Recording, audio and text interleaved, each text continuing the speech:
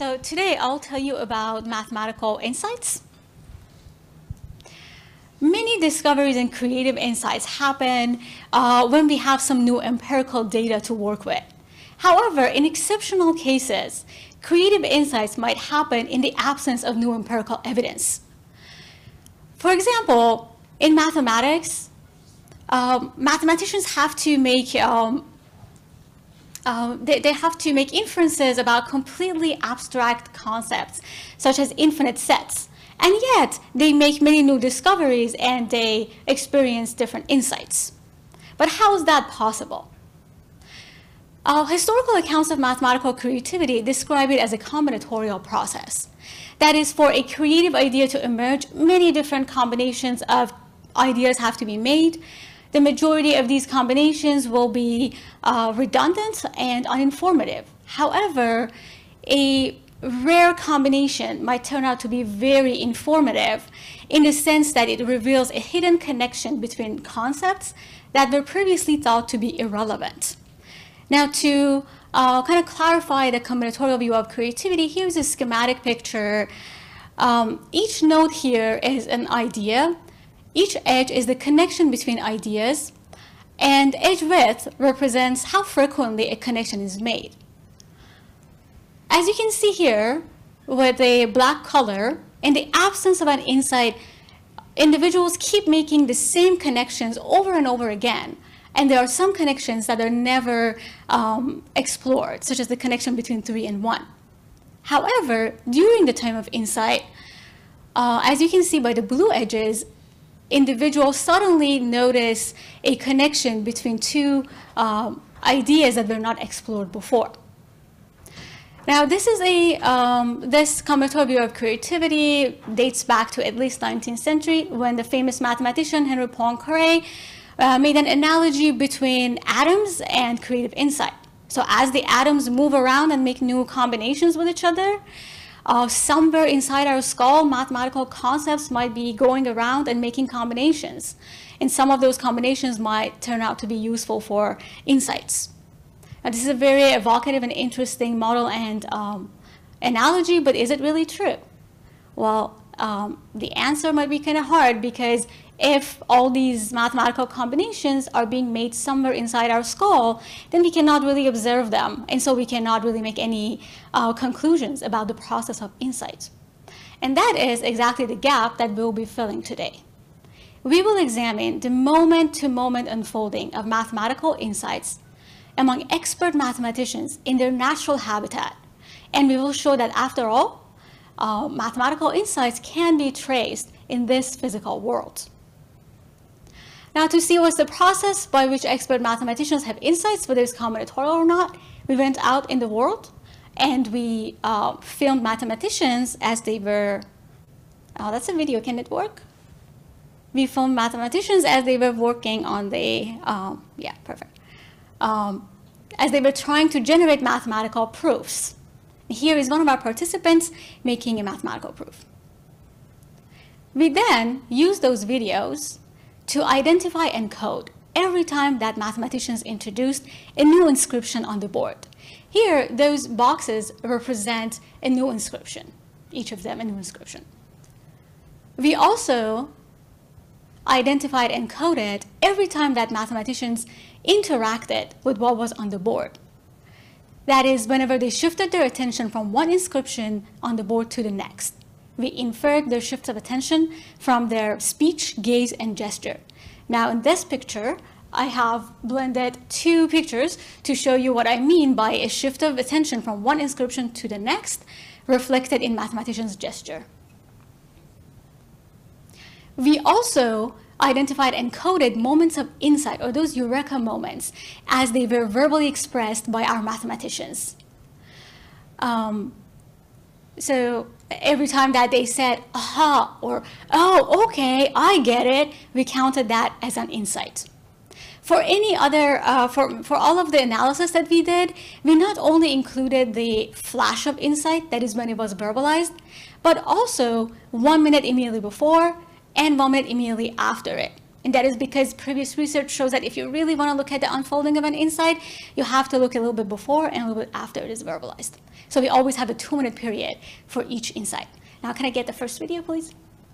Here are some examples of our mathematicians having insights. See if you can catch the moment of insight. Voice, please. Can I have it? Z has nothing to do with this situation. Where did Z come from? Z doesn't come from anywhere. Huh, okay, actually, cool. So Z doesn't come from anywhere. Z... And the next one, please. Here's another example. D2, and then all the other DIs look like this. They're like too long, right? But if they're all too long, maybe 12 does matter. Because maybe they could be different amounts of too long. All right. So at the end of the day, we had 4 hours of video of 6 PhD level mathematicians, each of them working on 2 mathematical proofs, a total number of 12 sessions. The proofs were chosen from William Putnam Mathematics competition. Here's an example. They were very challenging. And all of our participants kind of struggled with those proofs, which is why we had the opportunity to really examine the unfolding of insights. Our mathematicians were in their own natural habitat. They were in their own math department using the same chalk and blackboard that they usually did. They had up to an hour to work on the proofs, and they were encouraged to verbalize their thinking process. At the end of the day, we had 4,088 attentional events, 287 new inscriptions, and 24 instances of insight. Now, we found that the probability of making new inscriptions on the board decreased over time. In this graph on the y-axis, we have the probability of new inscriptions. And on the x-axis, we have the duration of proof sessions normalized to go from 0 to 1. And as you can see, at the very beginning, mathematicians are more probable to make new inscription. And kind of as the session continues, that probability goes down. We also found that the probability of making new inscriptions significantly decreased right before the flash of insight. Here we have the probability of making new inscriptions on the y-axis again, and on the x-axis we have the relation of new inscriptions to the periods of insight. So red dot and whisker represents all the time during proof sessions that are not the 2-minute insight period, whereas the teal color represents the 2-minute insight period, 1 minute immediately before and 1 minute immediately after the flash of insight. And you see that right before the flash of insight happens, the probability of making new inscriptions goes significantly down. Now, if the mathematicians are not making new inscriptions right before the insight happens, what are they doing? Oops. One possibility is that maybe they are busy making novel connections between inscriptions that already exist on the board. You can imagine that when a mathematician shifts their attention from one inscription to the next, this attentional event might be novel or common. Take inscription 1 and 2. As you can see by the white arrows, the mathematician keeps shifting their attention from between these 2 inscriptions. So they explore the connection between these 2 inscriptions multiple times throughout the proof session. So this is a common shift of attention. However, other shifts of attention might be more novel and surprising. For example, the shift of attention between inscription 1 and 3, as you can see by the blue arrow, happens only once. This means that it was not, this shift of attention was not made prior in the proof session. And in that sense, it's very surprising and novel. Now, to quantify this commonality versus novelty of shifts of attention, we used a measure from information theory known as surprisal. Here is the formula for surprisal, and S stands for shifts of attention. Surprisal tells us how unexpected and informative a shift of a piece of information, in this case, each shift of attention from one inscription to the next is. Now, to calculate it, we first made a probability transition matrix. This is basically telling us what is the probability of each shift of attention from one inscription to the next based on all shifts of attention that happened prior to it. We then use this matrix in the formula and calculate surprisal for each shift of attention, again based on all shifts of attention that happened prior to it. So to kind of put it in more simple terms, we end up with lower surprisal levels indicating more common and uninformative connections or shifts of attention, and higher surprisal indicating more surprising and informative shifts of attention. And to give you an idea of what I'm talking about, here is the surprisal analysis for a single insight in our corpus. This graph represents a 2-minute period before a period of insight starts. Each node represents an inscription. Edges are shifts of attention across inscriptions. And edge width represents how often a shift of attention happened. As you can see here by the color black, in the absence of an insight, the mathematician keeps making similar shifts of attention. And all these shifts of attention have been made at least once before. So none of them are novel and surprising.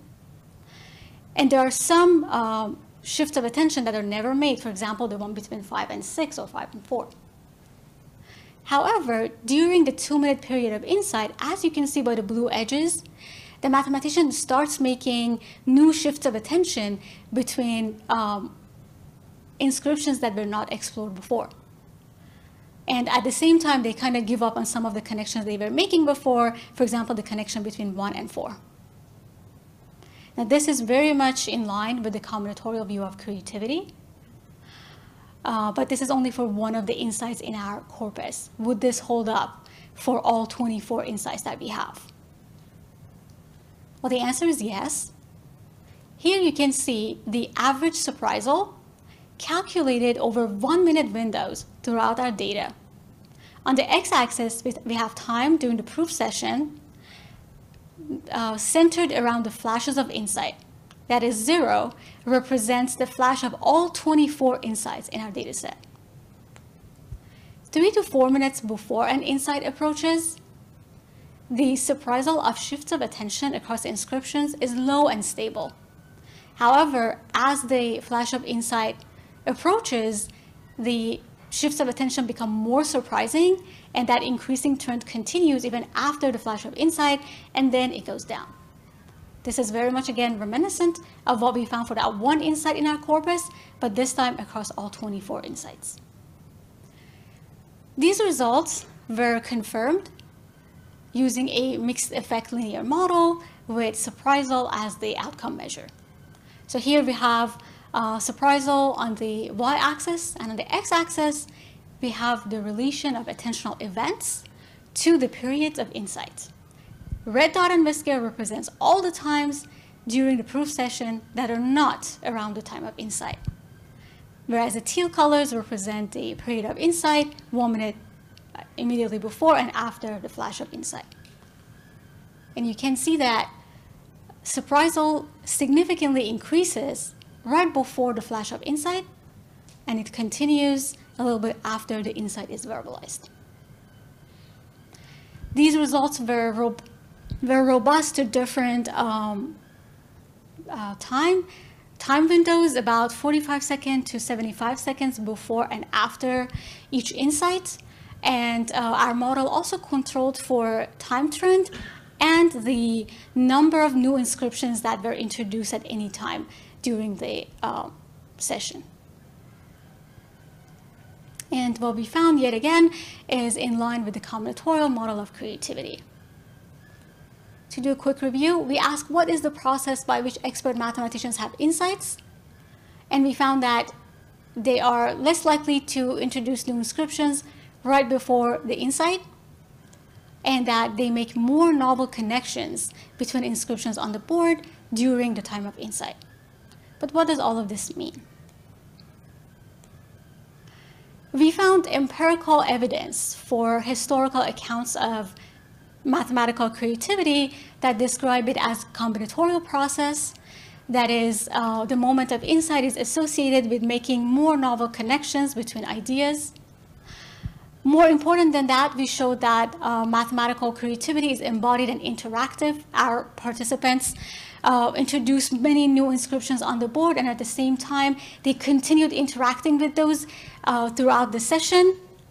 And when they were having an insight, it was associated with significantly different ways of interacting with inscriptions relative to any other time during the proof session. So how do we make sense of this close relationship between the emergence of insights and the way people interact with inscriptions on the board? Well, we think interactions might be a constitutive part of mathematical insight.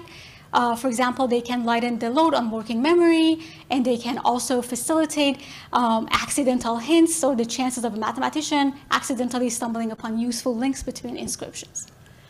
So even at the pinnacle of abstraction, at the highest levels of expertise, new ideas are born when the body discovers connections among ideas. And a good example is Stephen Hawking, who often asks his students to write inscriptions for him on the board so that he could work with them and interact with them through his gaze. Well, thank you so much for your patience.